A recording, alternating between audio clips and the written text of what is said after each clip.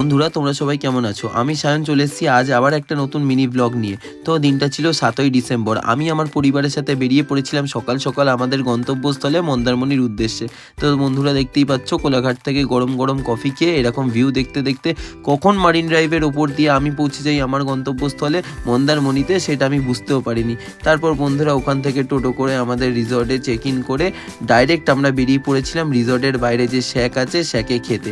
তো ওইখানে আমরা কাঁকড়ার ঝাল আরও অনেক রকমের মাছ অর্ডার করে নিয়েছিলাম বন্ধুরা। তারপর ওইখানে যতক্ষণ রান্না হচ্ছিল আমরা অপেক্ষা করছিলাম ডাব খেতে খেতে।